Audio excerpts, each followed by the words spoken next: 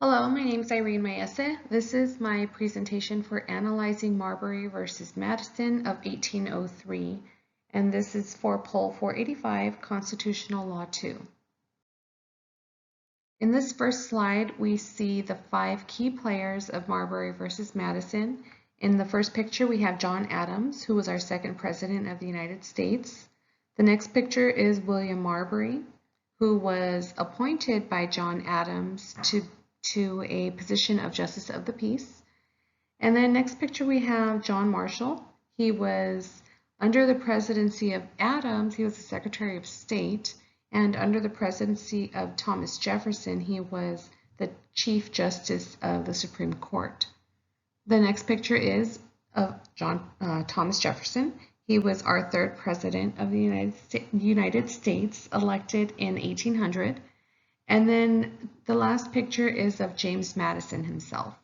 And he was the other key player in Marbury versus Madison.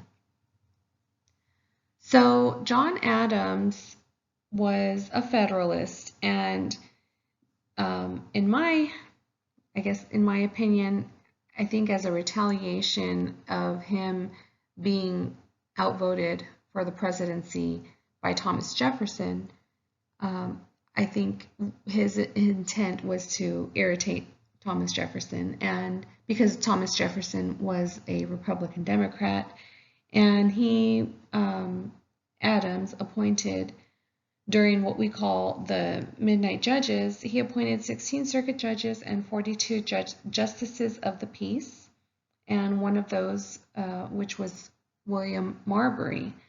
And it was John Marshall, being the Secretary of State for Adams, it was his responsibility to commission these judges prior to Thomas Jefferson taking the presidency. Unfortunately, during this time, the time did run out, and Jefferson was taking presidency, and he appointed Madison as Secretary of State and instructed Madison to not commission Marbury because he did not want him as one of the justices of the peace. So at this time, Marshall is now the Chief Justice of the Supreme Court under Thomas Jefferson's presidency, and Marbury goes to file suit and goes to the Supreme Court, indicating that he was declined the position of Justice of the Peace, and he's saying that it is an unconstitutional act.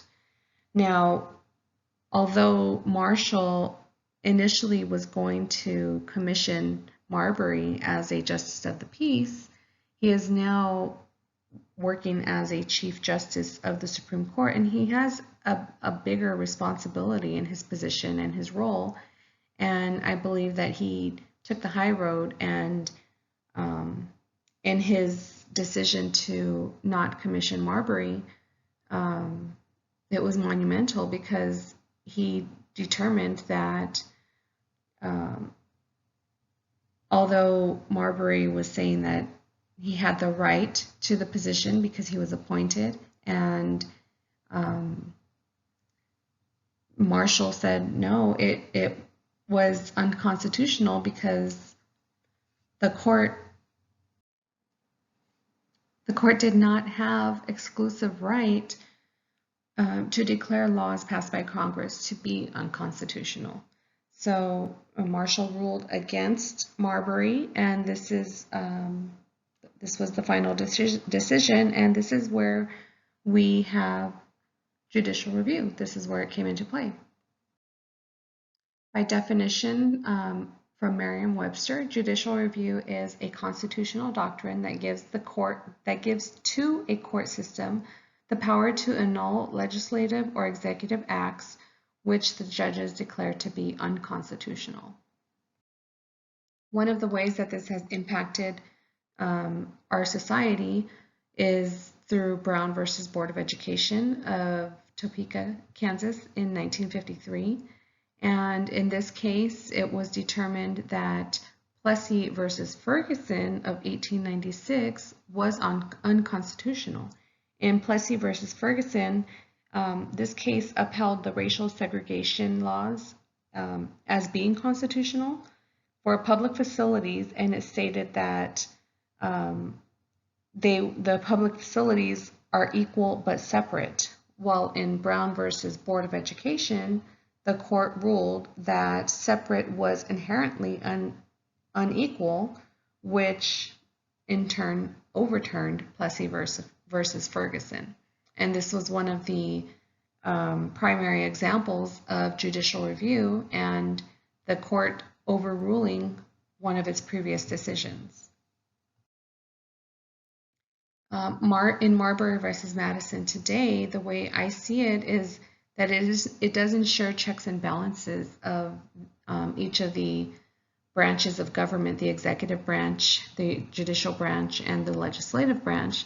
It doesn't allow for one branch to be more powerful than the other.